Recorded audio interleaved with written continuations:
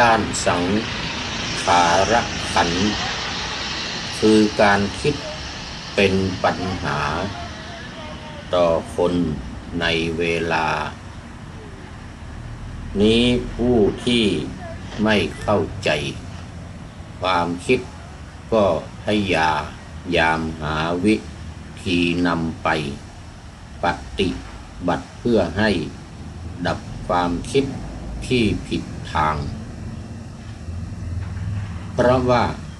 เข้าใจผิดคิดว่าความคิดนี้สร้างเรื่องวุ่นวายทั้งหมดให้กับตนเองที่จริงความคิดไม่ได้สร้างเรื่องอนละเวงให้กับพวกเราเองแม้แต่น้อยความคิดทำหน้าที่ตามอำนาจธรรมชาติอยู่ประจำของสังขารธรรมจะต้องคิดไม่ผิดการธรรมะนาวาวังทองคำขอน้อมนำธรรมาขานขององค์พระครูบาลสัมมาสัมพุทธองค์ขึ้นสู่เรือลำใหญ่นำไปสู่เป้าประสงค์ที่หมายมุ่งจำนงสูงส่งคือพระนิพพาน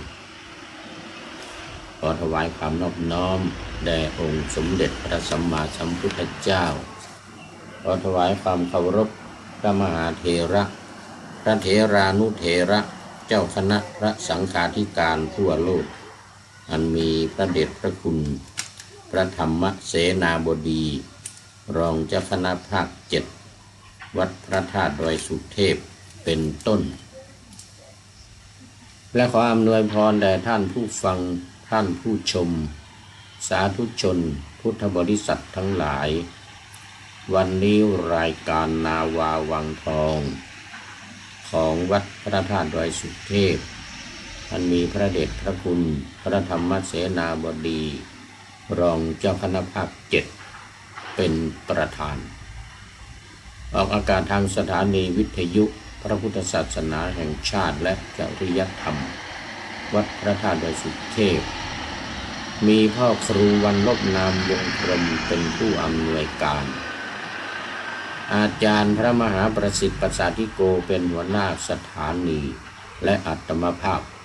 พระครูปริยัติยานุศาสตร์เป็นผู้บรรยายเป็นประจำทุกค่ำคืนเวลา 23 นาฬิกาถึง 24 นาฬิกาหรือ 5 ทุ่มตรงถึงเที่ยงคืนในระบบ FM 96 เมกะเฮิรตซ์อีกสถานีหนึ่งก็คือสสวเป็นวิทยุเพื่อการศึกษาพระพุทธศาสนาและวัฒนธรรมของวัดฝายหินตำบลสุเทพอำเภอเมืองเชียงใหม่ระบบ FM 104.50 โดยมีท่านพระครูสมุวิสุวัตรวรกิจโจเป็นผู้อำนวยการออกอากาศเวลา 18 นาฬิกาถึง 19 นาฬิกาหรือ 6 โมงเย็นถึง 1 ทุ่มในวันพุธเวลาบ่าย 2 โมงถึงบ่าย 3 โมงในวันศุกร์และวันเสาร์และเวลาบ่าย 3 โมงถึงบ่าย 4 โมงในวันอาทิตย์ นี้เป็นวันพุธก็อากาศล่วงหน้ามาจากประเทศเอสโตเนียในใจกลางเมืองหลวงของประเทศคือเมืองทานลินขณะนี้ผู้พูดพักอยู่ที่โรงแรมในทานลินเพื่อมารอรับท่านพระครูเอ็มจาก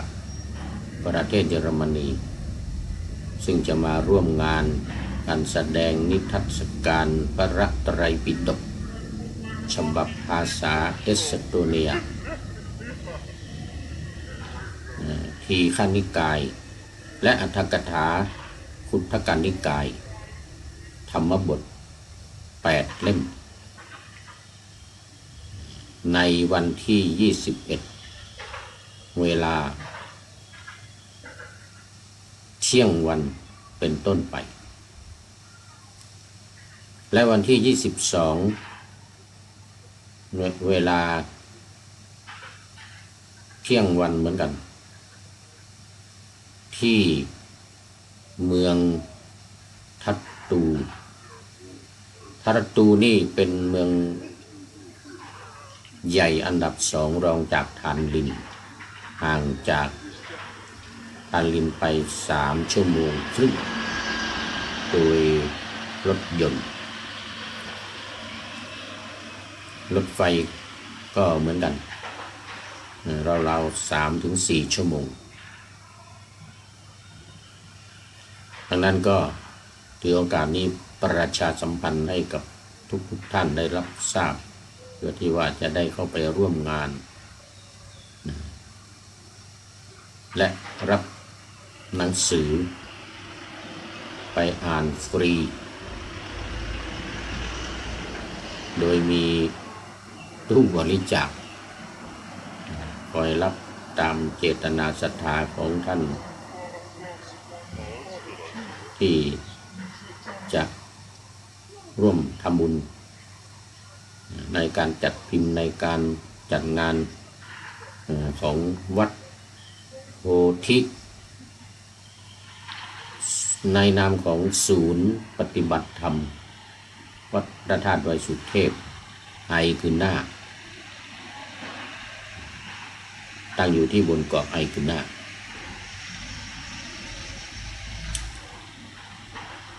ก็ถือโอกาสนี้ประชาสัมพันธ์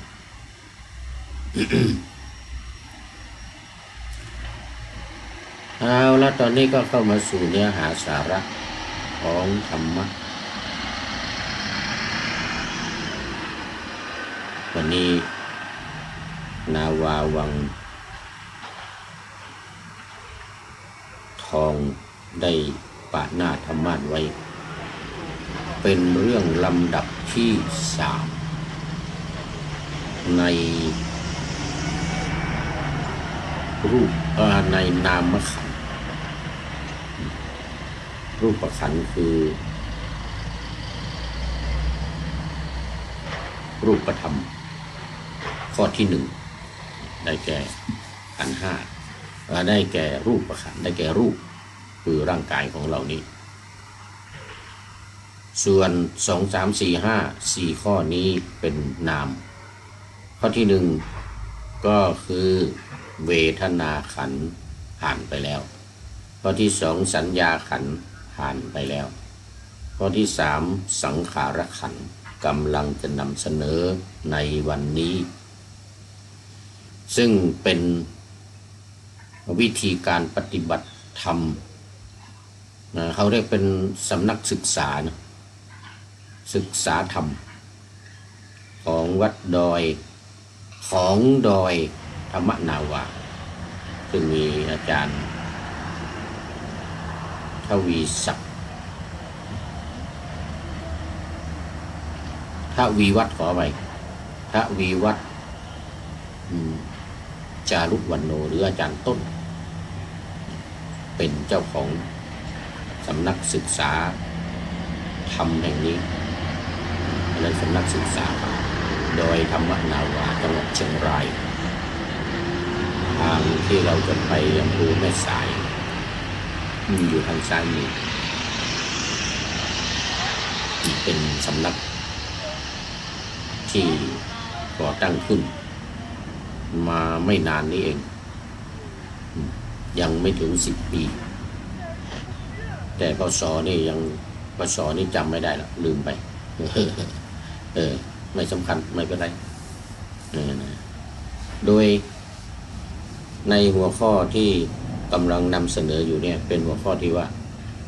เรียนรู้ขันธ์ห้าการเรียนรู้ขันธ์ห้าขันธ์ห้านี่มีวิธีการอยู่หลายอย่างคือการพิจารณาขันธ์ห้าแล้วก็ท่องขันธ์ห้าขันธ์ห้านี่มันมีบทท่องให้นำเสนอไปแล้วก็ตอนนี้นำมาเรียนรู้ให้เข้าใจอย่างชัดเจนไม่ให้มีความคลุมเครือรังเลขอไปลังเลว่าผิดเลยออกเสียงผิดลังเลสงสัยไม่ให้มีความลังเลสงสัยให้ชัดเจนแจ่มแจ้งไปเลยมาถึงข้อที่3ของนามธรรมถ้านับในขันธ์ห้าก็เป็นข้อที่4สังขารขันธ์เป็นข้อที่4วิญญาณขันธ์เป็นวิญญาณที่5แต่ในฐานะที่เป็นนามจากข้อที่2ถึงข้อที่5ข้อที่2ก็เป็นข้อที่1ข้อ2ก็เป็นข้อ3เป็นข้อที่2ข้อ4นี่เป็นข้อที่3ข้อที่5คือวิญญาณวันนี้มาดูรายละเอียดตามที่ปะหน้าไว้ด้านสังขารขันธ์คือการคิดเป็นปัญหาต่อในเวลานี้ผู้ที่ไม่เข้าใจความคิดก็พยายามหาวิธีนำไปปฏิบัติเพื่อให้ดับความคิดที่ผิดทางเพราะว่าเข้าใจผิดคิดว่าความคิดนี้สร้างความวุ่นวายทั้งหมดให้กับตนเองที่จริงความคิดไม่ได้สร้างเรื่องอนละเวงให้กับพวกเราเองแม้แต่น้อยความคิดทำหน้าที่ตามอำนาจธรรมชาติอยู่ประจำของสังขารธรรมจะต้องคิดไม่ผิดธรรมไม่ผิดการไม่ผิดธรรมก็มันมีหน้าที่คิดมันจะคิดอะไรก็ได้คิดโน่นคิดนี่โน่นนี่นั่นอะไรว่าไปให้มันเป็นธรรมธรรมชาติมันอยู่ในหน้าที่ของทั้ง5ทั้ง4ที่มันนำมาทำเวทนาก็มีหน้าที่มีความรู้สึกสัญญาก็มีหน้าที่จำสังขารก็มีหน้าที่คิดและวิญญาณก็มีหน้าที่รู้จากความคิดจากความจำจากเวทนาจากรูปทั้ง4อย่างไอวิญญาณนั่นนะแต่ว่า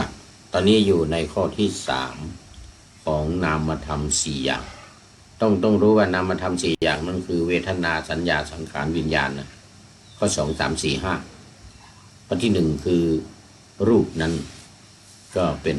รูปธรรมในร่างกายของเรามีอยู่2อย่างเท่านั้นคือมีรูปกับนาม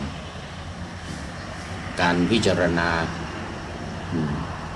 เดี๋ยวจะไปอยู่ในข้อที่4คือการอยู่ในข้อที่3นี่แหละ เนี่ยมันผ่านมาแล้วคือพิจารณารูปนามพิจารณาสังขารเนี่ยให้เห็นเป็นรูปนามรูปก็คือข้อที่หนึ่งรูปร่างกายของเรานี่โดยสมมุตินะคำว่าของเรานี่คือโดยสมมุติว่าเป็นของเราแต่ว่าความจริงแล้วมันไม่ใช่มันเป็นอนัตตาแต่ที่เราว่ากันเนี่ยมันเป็นการสมมุติเท่านั้นชั่วคราวไม่ถาวรไม่แน่นอนไม่ชัดไม่จริงจังอะไรเป็นเพียงสมมุติเท่านั้นเรียกว่ามันเป็นความจริงอย่างหนึ่งจริงโดยสมมุติในภาษาบาลีเรียกว่าสมมุติสัจจะแต่ความจริงอีกอย่างหนึ่งมันยังมีอีกก็คือปรมัตถสัจจะเป็นความจริงโดยไม่ต้องสมมุติมันเป็นของมันอย่างนั้นที่พระพุทธองค์ตรัสว่าเป็นตัทธตามันเป็นเช่นนั้นนะมันเป็นเช่นนั้นมันเป็นอย่างนั้นเลยคือความจริงโดยปรมัตถ์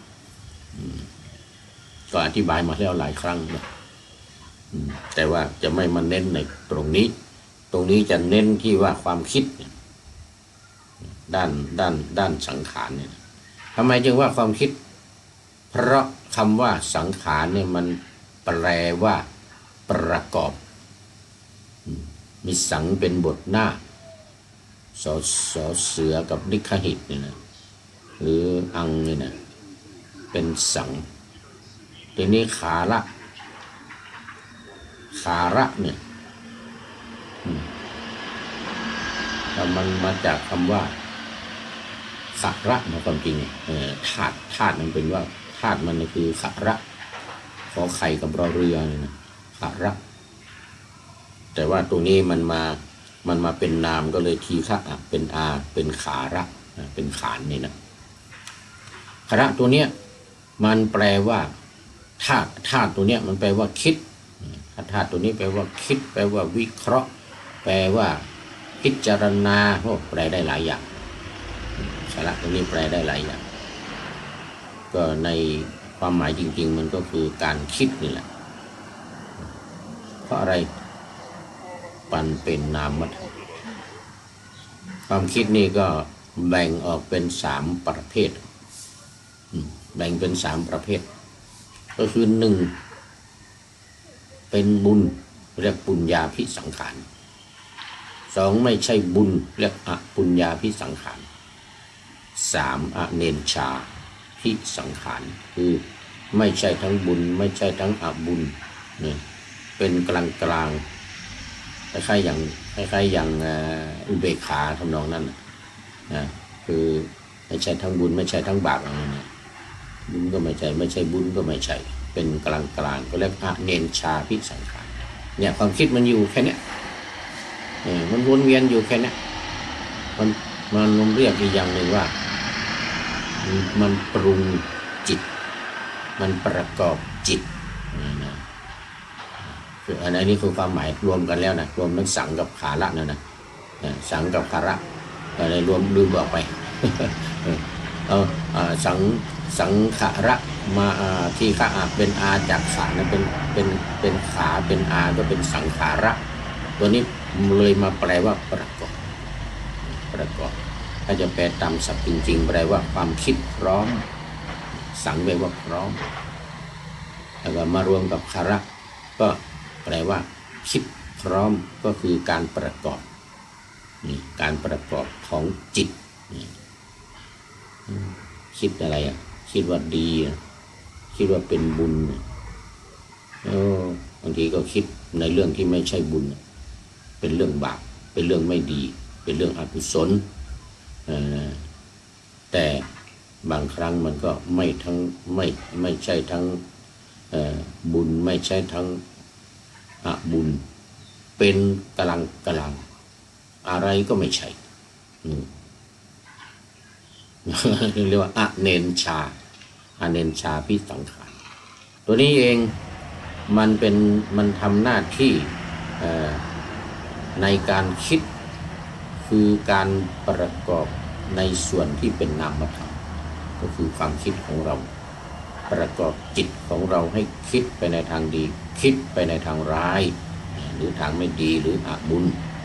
คิดทางดีเรียกว่าบุญมันเป็นความสุขคิดในเรื่องของความสุขคิดในเรื่องที่ดีอบุญมันก็คิดไปในทางที่ไม่ดีไม่มีความสุขไม่มีความเจริญก็เป็นอบุญแล้วก็ถ้าเป็นกลางนี่ก็บุญก็ไม่ใช่บาปก็ไม่ใช่ไม่ดีก็ไม่ใช่ดีก็ไม่ใช่ว่างั้นนะอันนี้เป็นหน้าที่ของสังขาร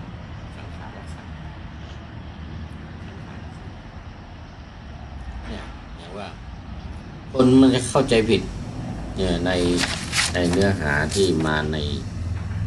หลักการปฏิบัติเพื่อความพ้นทุกข์นี่นะที่บอกว่าด้านสังขารขันธ์คือความคิดการคิดนี่นะถือเป็นปัญหามากสำหรับผู้คนในเวลานี้ผู้ที่ไม่เข้าใจความคิดก็พยายามหาวิธีปฏิบัติเพื่อจะดับความคิดนะจะไปดับความคิดจะไปดับมันได้ยังไงจะไปดับมันทำไมเพราะเข้าใจผิดคิดว่าความคิดเนี่ยมันเป็นตัวการในการสร้างเรื่องวุ่นวายทั้งหมดให้เกิดกับตนเองแท้ที่จริงความคิดไม่ได้สร้างเรื่องวุ่นวายใดๆให้กับเราแม้แต่น้อยความคิดทำหน้าที่ตามระบบธรรมชาติของสังขารขันธ์ตามระบบของมันอย่างนั้นนะเพราะระบบชีวิตประกอบไปด้วยเวทนาขันธ์ต้องรู้สึก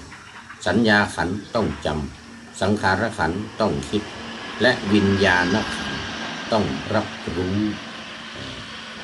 เมื่อต้องคิดก็คือความจริงที่จะต้องคิดไม่ได้ผิดจากความเป็นจริงของสังขารขันธ์เลยดังนั้นเมื่อมีความคิดเกิดขึ้นกับจิตให้บอกกับตัวเองว่านี่คือสังขารขันธ์นะความคิดนะการคิดนะสังขารขันธ์ความคิดและการคิดนี้กำลังเกิดขึ้นกับจิตของเรานะจิตกำลังมีสังขารขันธ์ความคิดการคิดนี้สังขารขันธ์ความคิดการคิดกำลังปรุงแต่งจิตจิตกำลังถูกสังขารขันธ์คือความคิดและการคิดนี้ปรุงแต่งอยู่อันนี้ก็ไปอยู่ในข้อที่ทักอารมณ์นะเราผ่านมาเราจะมีหัวข้อหนึ่งว่าทักอารมณ์คือความคิดที่มันเกิดขึ้นเนี่ยมันเป็นอารมณ์นั่นเองเรื่องมันถ้าจะว่าตามอารมณ์นั่นคือเราจะว่าตามที่ว่าทักอารมณ์นั่นนะอะไรสังขารคือความคิดการคิดอารมณ์เกิดขึ้นอารมณ์ความคิดเกิดขึ้นเนี่ยมันกำลังเกิดขึ้นกับจิตของเราและจิตของเรากำลังมีสังขารคือความคิดการคิด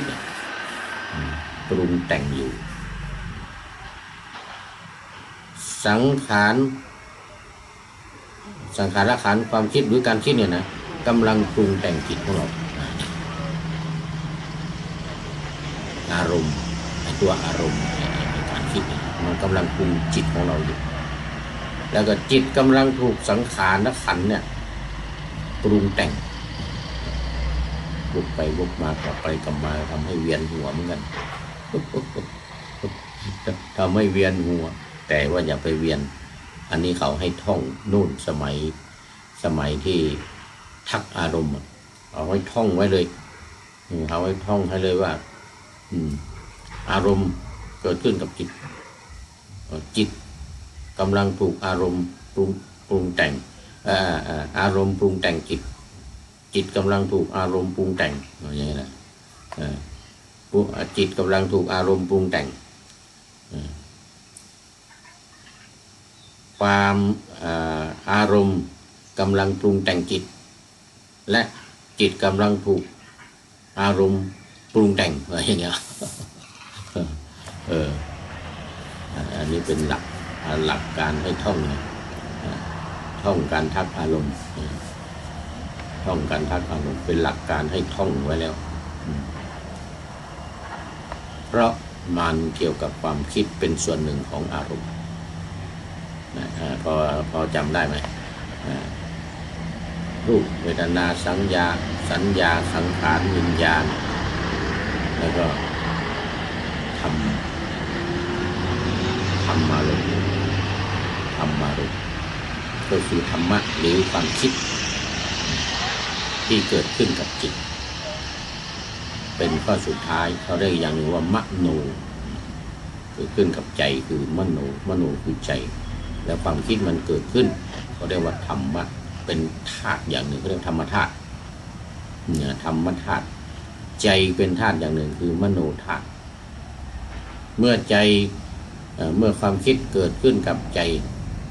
วิญญาณเป็นตัวรู้ว่าตอนนี้ใจคิดอะไรความคิดอะไรเกิดกับใจเพราะนั้นวิญญาณธาตุมันจึงเป็นอีกหนึ่งสามนะใช่ไหมมโนธาตุ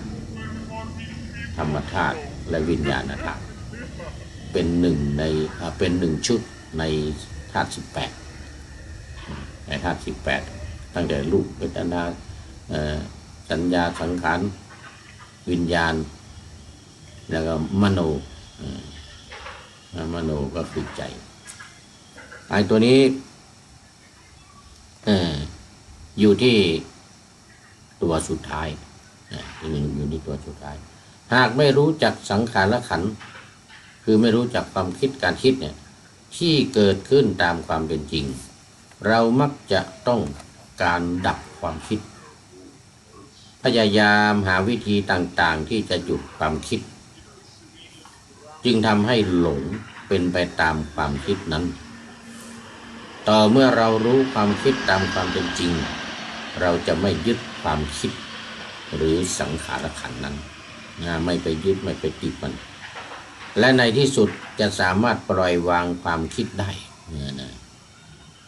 คำว่าละในความหมายนี้จะไม่ไปละที่ตัวความคิดโดยตรงเนื่องจากความคิดเป็นสิ่งที่ละไม่ได้เพราะเป็นสิ่งที่ต้องทำหน้าที่บนระบบขันธ์ในชีวิตของเราแต่ละในที่นี้คือละตัณหาที่ตั้งอยู่บนความคิดด้วยอำนาจแห่งความไม่รู้ที่เราไม่รู้จักความคิดตามความเป็นจริงนั่นก็หมายถึงว่าถ้าคิดไปในไม่ที่มันไม่ใช่ตัณหาไม่ใช่กามตัณหาภวตัณหาวิภวตัณหาคิดไปในทางบุญทางกุศลทางกายกรรมวจีกรรมมโนกรรมที่เป็นสุจริตกายสุจริตมโนสุจริตวจีสุจริตเนี่ยที่จะละเนี่ยต้องละตรงนี้ละตัณหาที่ตั้งอยู่บนความคิดของเราด้วยอำนาจแห่งความรู้ที่เราไม่รู้จักความคิดตามความเป็นจริงให้เข้าใจว่าหลักการนี้อยู่ในกระบวนการอริยสัจทั้งหมดเพราะขณะที่เราปฏิบัติโดยการกำหนดรอบรู้ขันธ์จะมีการกำหนดด้านอริยสัจเข้าไปอธิบายในสิ่งที่เรากำหนดรู้นี้อริยสัจ4ก็คือทุกข์สมุทัยนิโรธมรรคอันนี้มันอยู่ในความดับทั้งนี้การปฏิบัติตามหลักการนี้ไม่ได้ปฏิบัติขณะที่ทำสมาธินะแต่ปฏิบัติบนวิถีจิตปกติธรรมดาที่รับรู้รับทราบอารมณ์ที่เกิดขึ้นตามธรรมดาขณะที่ทำสมาธินั้นไม่ใช่นะเพราะการตรัสรู้ธรรมนั้นไม่ได้ตรัสรู้บนจิตที่สงบแต่ตรัสรู้บนจิตที่รู้สภาพธรรมอันเกิดดับต่อหน้าต่อตานี้โดยพระพุทธองค์ตรัสว่าบุคคลผู้มีปัญญาอันเห็นความเกิดความดับคือปัญญาที่เป็นไปเพื่อความชำระกิเลสนั่นคือ คำกำกับตายตัวให้ได้เรียนรู้ว่าการละกิเลสจะทำได้ก็ต่อเมื่อเห็นการเกิดการดับเมื่อใดก็ตามที่เราเห็นการเกิดการดับของขันธ์การเห็นนั้นจะเป็นไปเพื่อการละกิเลสกิเลสไม่ได้ถูกละตามที่เราอยากจะเข้าไปละแต่จะถูกละโดยการเห็นการเกิดดับอย่างถูกต้องตามภาวะแห่งการเกิดขึ้นและดับไปของขันธ์ฉะนั้นต้องให้ขันธ์แต่ละขันธ์เกิดต้องให้ขันธ์ปรากฏขึ้นมาอย่าลบอย่าหลีกเลี่ยงอย่าอยากดับอย่าไปดับมันอย่าปฏิเสธการเกิดขึ้นของขันธ์เพราะการที่ขันธ์แสดงตัวขึ้นมาก็จะทำให้ได้เรียนรู้และปฏิบัติต่อการเกิดของขันธ์อย่างถูกต้องว่านี่คือการเกิดขึ้นของขันธ์นี่คือการตั้งอยู่ของขันธ์นี่คือการปรุงแต่งของขันธ์นี่คือการดับไปของขันธ์ก็คือเกิดตั้งอยู่ปรุงแต่งและดับไปเกิดตั้งอยู่ปรุงแต่งและดับไปใน3ขั้นตอนนี้4ขั้นตอนนี้เมื่อเกิดขึ้นแล้วขันธ์นั้นปรุงแต่งจิตของเราให้ดีให้ชั่วให้เป็นสุขเป็นทุกข์ให้เป็นบุญเป็นบาปให้พอใจไม่พอใจให้อะไรต่างๆมากมายนั่นคือลักษณะของการปรุงแต่งให้เรียนรู้เพียงแต่การเกิดและการดับไปของสังขารอย่างนี้เรื่อยๆด้วยข้อปฏิบัติที่เราได้สะสมความรู้เรื่องพระรัตนตรัยเรื่องของรูปกายเรื่องของนามเป็นต้นจึงจะทำให้จิตมีกำลังเพียงพอและตั้งมั่นจนเห็นความเกิดความดับที่ปรากฏหน้าที่ของเราคือกำหนดจับอารมณ์ที่เกิดขึ้นลงสู่ขันธ์แล้วเห็นการเกิดการดับให้ได้เห็นการเกิดการดับให้ได้ก็จะเน้นอยู่ตรงนี้นะเน้นอยู่ที่ว่าการเห็นการเกิดและการดับ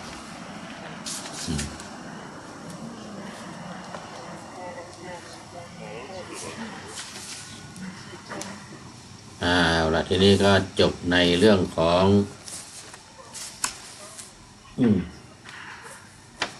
งสังขารอันต่อไปจะเป็นวิญญาณอันนี้ก็เมื่อเรามาแล้วเราทำความเข้าใจในข้อที่3หรือข้อที่4ของขันธ์5นี้แล้วเนี่ยก็มาสรุปใจความตรงนี้ว่าในการพิจารณาเดี๋ยวการเรียนรู้เกี่ยวกับขันธ์5เกี่ยวกับสังขารของเราเนี่ยโดยข้อที่3หรือข้อที่4ข้อที่3ของนามหรือข้อที่4ของขันธ์5เนี่ย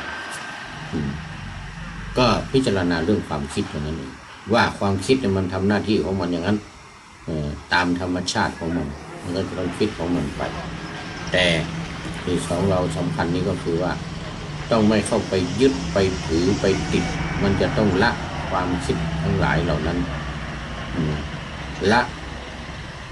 ไม่แล้วไม่ได้ละความคิดที่ว่าทั้งหมดนะถ้ามันคิดดีก็เก็บไว้อยู่ เก็บไว้บ้างพอมีบ้างพอมีบ้างเพราะอะไรก็เพราะว่าไอ้ที่จะต้องละนั่นน่ะมันคือสิ่งที่ไม่ดีในที่นี้บอกไว้ว่ามันคือตัณหาทั้ง3อย่างเลยไอ้ตัวการ3อย่างที่เคยว่ามาบ่อยๆ คือกามตัณหาภวตัณหาและวิภวตัณหาวิภวตัณหาทั้งสามอย่างเนี่ยเป็นตัวการใหญ่ที่ตั้งอยู่ในความคิดของเราที่ความคิดของเราไปพัวพันไปติดพันอยู่ไปคิดถึงมันอยู่เพราะฉะนั้นจะต้องละไอ้ที่จะละเนี่ยต้องละไอ้ตัวตัณหานี้ไม่ใช่ไปละความคิดนะไปละสังขารไม่ได้นะเพราะมันหน้าที่ของมันหน้าที่ของมันที่จะต้องคิดจะต้องประกอบกับร่างกายนี้จะต้องประกอบอยู่กับร่างกายนี้คือประกอบกับรูปจะต้องประกอบกับรูปไปละมันไม่ได้เพราะมันเป็นมันอยู่ใน5 อย่างมันอยู่ใน5 อย่างแล้วก็อยู่ใน4 อย่างของนามธรรมจะไปละสังขารเนี่ยมันไม่ใช่ละสังขารการพิจารณาที่จะดับเนี่ยไม่ใช่ดับสังขารแต่ดับกิเลสคือตัณหา3 อย่างที่มันเกาะเกี่ยวกุมจิตของเราที่ว่าเกาะกลุ่มจิตก็คือเกาะกลุ่มความคิดของเราปนเปอยู่ในความคิดของเราความคิดซึ่งอยู่ในจิตมันถ้าจะเปรียบไปเนี่ยนะมันก็เหมือนกับคอเลสเตอรอลคอเลสเตอรอลยังไง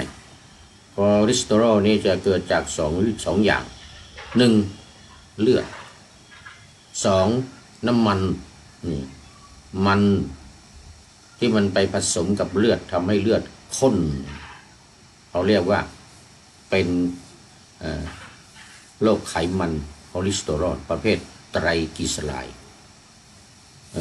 ขออภัยประเภทคอเลสเตอรอลไม่ใช่ไตรกลีเซอไรด์นะถ้าแบบไตรกลีเซอไรด์นั้นมันจะไม่ผสมกันคือน้ำมันเนี่ยเขาไปเกาะตามผนังของเส้นเลือดแล้วเลือดมันจะไหลไม่สะดวกเลือดไหลไม่สะดวกเพราะอะไรเพราะมันมี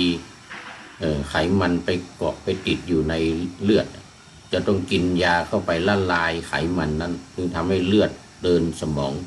เดินขึ้นไปสมองเดินไปทั่วร่างกายทั้งสะดวกสบายอันนี้เขาเรียกว่าประเภทไตรกลีเซอไรด์แต่ไอ้นี่เ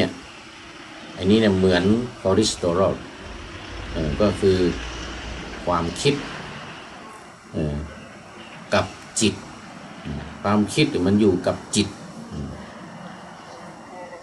ไอ้คิดอะไรตัณหา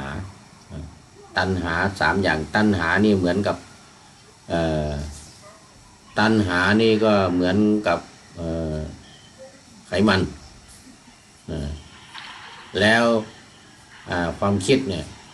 มันก็เหมือนกับเลือดเหมือนกับเลือดที่ไหลอยู่ในเส้นเลือดเหมือนกับอะไรเส้นเลือดนี่มันก็เหมือนกับ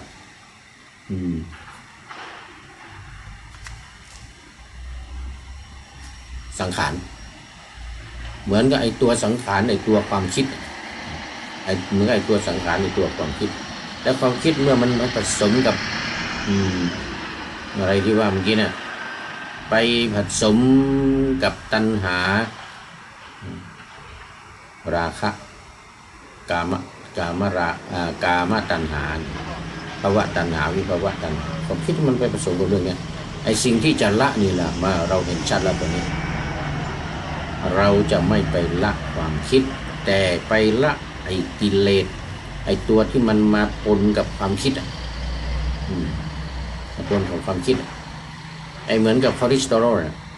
ในร่างกายของเราเนี่ยเราจะไปละเลือดได้ไหมไม่ได้ไปละอะไรละไอ้สิ่งที่มันไปผสมกับเลือดไขมันที่มันผสมกับเลือดทำให้เลือดมันข้นนี่เห็นไหมเห็นชัดไหมไอ้นี่ชัดไหมเพื่อให้มันชัดเจนขึ้นไอ้ที่เราจะละ เรากินยาเรารักษาไขมันรักษาคอเลสเตอรอลในเลือดเนี่ยเราละอะไรเรารักษาอะไรคือรักษาไขมันขับไล่ไขมันออกไปจากเลือดที่มันผสมกันที่มันมาผสมกับเลือดทำให้เลือดข้นต้องละตัวนี้นี่เรื่องมันต้องละตัวนี้เพราะฉะนั้นตัวที่จะต้องละอย่างที่ว่าเมื่อกี้เนี่ยตัวที่ต้องละเนี่ยมันคือตัว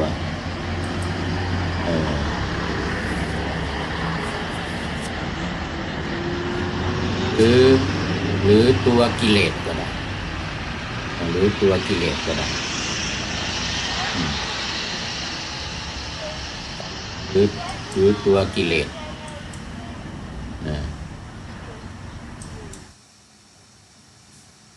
ตัวกามตัณหาภวตัณหาและวิภวตัณหานั้นอันนั้นคำว่าตัณหาในที่เนี้ย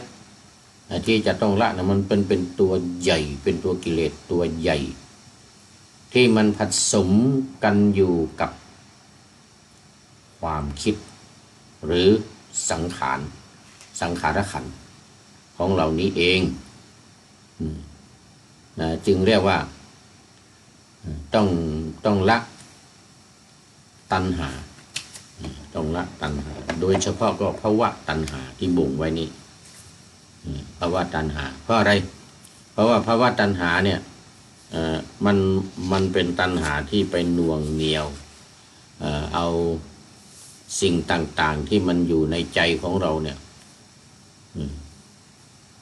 ให้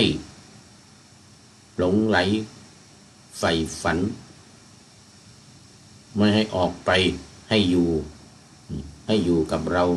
ให้ออกไปหรือไม่ให้ไปเป็นของคนอื่นให้เป็นของเราเพราะฉะนั้นเรื่องของจิตในการที่จะไปคิดในการที่จะไปคิดเรื่องภวตัณหาเนี่ยเรื่องของภพเรื่องของภพเรื่องที่อยู่เรื่องยศถาบรรดาศักดิ์ตำแหน่งต่างๆบรรดามีทั้งหลายเนี่ยเขาเรียกว่ามันเป็นภวตัณหาทั้งนั้นมันก็จะไม่สิ้นสุดไม่จบเพราะฉะนั้นความคิดที่ว่าการที่ว่ามีปัญหาเกิดจากความคิดมันไม่ใช่เกิดจากความคิดอย่างเดียวมันถูกครึ่งหนึ่งมันถูกครึ่งหนึ่งยังไงก็อีกครึ่งหนึ่งมันคือตัณหาถ้าไม่มีตัณหาเข้ามาความคิดนี้คิดแต่ในทางที่เป็นบุญไม่ใช่อปุญญาภิสังขารนะคิดแต่ทางบุญอย่างเดียวมันก็ไม่มีปัญหาอะไรคิดแต่ในทางที่ดีเป็นกุศลเป็นกุศลกรรมบททั้งทางกายทั้งทางวาจาและทางใจกายกรรม3วจีกรรม4มโนกรรม3เป็นสุจริตไม่เป็นทุจริตถ้าเป็นทุจริตมันก็เป็นไปในทางที่ไม่ดีเป็นสิ่งที่รบกวนจิตใจทำให้ความคิดทะเลทลายไปในทางที่ไม่ดีความคิดทะเลทลายไปในทางที่ไม่ดีเพราะฉะนั้นสรุปแล้วในเรื่องของสังขารขันธ์เนี่ยที่เราจะต้องเข้าใจก็ต้องเข้าใจว่าไม่ใช่ไปดับความคิดเหมือนการที่ว่าจะไปไม่ใช่ไปละความคิดนะละความคิดหรือดับความคิดไม่ใช่เหมือนกับการที่เราจะไปละเลือดเราจะเอาอะไรมาเดินจะเอาอะไรมาเดินในเส้นเลือดของเราไม่ละเลือดแต่ละไขมันที่มาปนอยู่ในเลือดแต่ถ้าเป็นไตรกลีเซอไรด์ก็ไขมันที่มันมาเกาะในเส้นของเลือดในหลอดเลือดเรามันเดินไม่สะดวกอันนี้ไม่เหมือนเท่าไหร่ ไอ้ที่มันเหมือนก็คือคอเลสเตอรอลเนี่ยมันมาปนกับเลือดเลยให้เลือดหนืดให้เลือดข้นแล้วก็เดินไม่สะดวกเพราะมันข้นมันหนืดมันไม่คล่องตัวในการเดิน มันไม่คล่องตัวในการเดินดังนั้นที่เรามาทำความเข้าใจกันในเรื่องของสังขารเนี่ยนะก็ขอให้ดูการเปรียบเทียบที่ยกเอาเรื่องของคอเลสเตอรอลมาเนี่ยมันเห็นชัดเจนระหว่างความคิดกับตัณหากิเลสเอากิเลสก็แล้วกันความคิดกับกิเลสเมื่อมันมาปนกันเนี่ยนะมันจะเหมือนกับเลือดกับไขมันปนกันในเส้นเลือดในหลอดเลือดขออภัยเลือดกับไขมันเนี่ยมันปนกันอยู่ในหลอดเลือดของเราเนี่ยก็ทำให้เลือดเราเนี่ยมันหนืดมันข้นมันเดินลำบากเป็นโรคไขมันในเส้นเลือดเรียกว่าเป็นโรคไขมันในเส้นเลือดคนไหนเป็นคอเลสเตอรอลก็อย่างว่าแล้วก็นี่ มีปัญหาเรื่องของถ้ามันขึ้นไปยากมันไม่ไปเลี้ยงสมองก็ทำให้มึนแล้วทีนี้ดีไม่ดีก็สลบ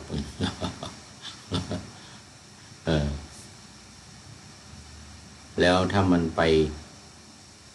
ทำให้เส้นเลือดฝอยแตกเอาไปกันใหญ่อีกนี่เรื่องมันก็เหมือนกับไอ้ความคิดของเราเนี่ยตัณหาเข้ามากิเลสเข้ามามันก็จะทำให้คิดไปในทางที่ไม่ดีคิดไปในทางที่ไม่ดีเพราะว่าตัณหาก็จะคิดยึดติดยึดมั่นยึดเอาสิ่งต่างๆว่าเป็นเราเป็นของเราเป็นตัวเราความจริงแล้วมันไม่ใช่มันเป็นอนัตตามันเป็นอนัตตาเมื่อคิดได้ว่าความคิดเนี่ยเป็นสิ่งสำคัญหรือสังขารขันธ์การปรุงแต่งจิตคือความคิดเนี่ยเป็นสิ่งสำคัญเพราะฉะนั้นจะต้องปกปักรักษาความคิดนี้เอาไว้ให้ได้แต่สิ่งที่จะต้องละนั้นคือกิเลสที่เข้ามาปรุงแต่งจิตของเราเนี่ยนะเปรียบเสมือนว่าเป็นน้ำที่บริสุทธิ์เมื่อใดมีสีเข้ามาปนมีดินมีอะไรที่มันเป็นของเข้มข้นเข้ามาปนก็ทำให้น้ำนั้นมันสีเปลี่ยนไปเศร้าหมองสีแดงสีดำสีขาวสีอะไรก็ว่าไปกลายเป็นน้ำที่ไม่บริสุทธิ์ฉันใดจิตของเรานี่ก็เหมือนกันถ้ามีกิเลสเข้ามาปะปนอยู่มาทำให้มันเศร้าหมองมาทำให้มันลุ่มหลงมัวเมาอย่างกามตัณหานี่นะกามตัณหานี่ถ้าเข้ามาในจิตของเรามันก็จะทำให้จิตของเราเนี่ยเราไปยึดติดในกามคุณเหล่านั้นเช่นรูปสวยงามเสียงไพเราะกลิ่นหอมหวนชวนดมรสชาติอร่อยอร่อยสัมผัสทางกายทางเนื้อทางหนังนุ่มนิ่มนวลเย็นอุ่นสบายไม่ร้อนอะไรเงี้ยต่างๆไอ้ที่มันสิ่งของที่มากระทบทางเนื้อทางหนังของเราก็จะไปติดไปหลงไปยึดไปติดอยู่ในสิ่งเหล่านั้นดังนั้นสิ่งที่ควรละส่วนที่เราพิจารณาในที่นี้อย่าเข้าใจผิดนะอย่าเข้าใจผิดว่าเป็นจิตที่จะต้องละจิตมันละไม่ได้ ละไม่ได้ มันมีหน้าที่ที่จะต้องคิดถ้ามันไม่มีถ้าไม่มีสังขารขันธ์ตัวนี้แล้วอะไรจะมาปรุงจิตของเราอะไรจะมาปรุงจิตของเราให้คิดไปโน่นคิดไปนี่คิดนู่นคิดนี่ที่มันเป็นประโยชน์ที่มันจะพ้นจากความทุกข์มันอยู่ตรงนี้มันอยู่ที่ตรงนี้แหละถ้าความคิดมันไม่มีเราจะไปละความคิดเนี่ยนะมันก็ไม่ได้มันจะมีอะไรจะไอ้ส่วนนามส่วนหนึ่งใน4 ข้อเนี่ยจบไปไม่ได้เป็นไปไม่ได้เพราะฉะนั้นที่พระพุทธองค์ทรงแนะนำมาทรงสอนมาในช่วงนั้น45 ปีนะก็พูดเรื่องนี้แหละพูดเรื่องตัณหา3 อย่างเนี่ยกามตัณหาภวตัณหาและวิภวตัณหานี่เองโดยเฉพาะแต่ในที่นี้ใน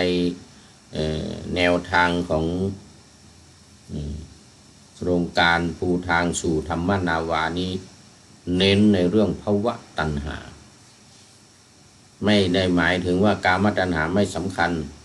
ไม่ได้หมายถึงว่าวิภวตัณหาไม่สำคัญแต่ภวตัณหานี้สำคัญกว่าสำคัญเหมือนกันทุกอย่างสำคัญเหมือนกันแต่ภวตัณหานี้สำคัญกว่าจึงได้ยกเอาเรื่องของภวตัณหานี้มาเป็นหลักในการที่จะต้องละอย่าไปเข้าใจผิดว่าจะต้องละตัณหาละภวตัณหาอย่างเดียวนะเดี๋ยวกามตัณหาไม่ละวิภวตัณหาก็ไม่ละอีกไม่ได้ต้องทั้ง3 อย่างนั่นแหละแต่ว่าเน้นความหนักเน้นความหนักเหมือนกับนักมวยเนี่ยนักมวยที่ต่อยหนักหมัดหนักเน้นไปที่หมัดเน้นไปที่หมัดต่อยเข้าไปพุ่งตายที่ปลายคางก็หลับหรือถูกตำหัวถูกตำไททอยอะไรนั้นก็หลับได้เหมือนกันมีหมัดหนักอันนั้นภาวะตัณหานี่ก็จะเปรียบเหมือนกับหมัดที่หนักหนักกว่าศอกหนักกว่าเข่าหนักกว่าอะไรสำคัญนี่เขามีหมัดมีศอกมีเข่านะไอ้ภวตัณหานี่มันก็จะเหมือนกับหมัดหนักกามตัณหาจะเหมือนกับศอกหรือเข่าเอาเข่าก็แล้วกันเข่าตีแล้วก็กระอักเลือดเอาเป็นภวตัณหาเอาเป็นกามตัณหาเป็นเข่าก็แล้วกันเสร็จแล้วไอ้วิภวตัณหาเป็นอะไรมันก็ศอกมันสำคัญไหมสำคัญแต่มันไม่เท่าไม่เท่าไอ้หมัดหนักเนี่ยโป้งเดียวหลับนักมวยที่หมัดหนักนะโป้งเดียวหลับเดี๋ยวไม่ได้ดูวันนี้ยังไม่มีเดี๋ยวยังไม่มี FC ทั้งหลายหลับหมดแล้วเดี๋ยวก่อนเพราะว่าตอนนี้มัน5 ทุ่ม เมืองใด5 ทุ่มแต่ว่าตอนออกรายการออกอากาศนี่อย่าไปคิดว่าเป็นตอนบันทึกเนี่ยบันทึกมาล่วงหน้านะ บันทึกมาล่วงหน้าเพราะว่าตอนนี้ขณะที่บันทึกอยู่ตอนนี้มันกำลัง 18:47 นาที6 นาฬิกาก็ในเมืองไทยตอนนี้ก็5 ทุ่มกับ47 นาทีมันห่างกันไม่ใช่ดูละ5 ทุ่มห่างกัน5 ชั่วโมงห่างกัน5 ชั่วโมงแต่ทางFC ข้างทางต่างประเทศส่วนใหญ่เวลานี้5 โมงเย็น6 โมงเย็นทุ่มจะเป็นเวลา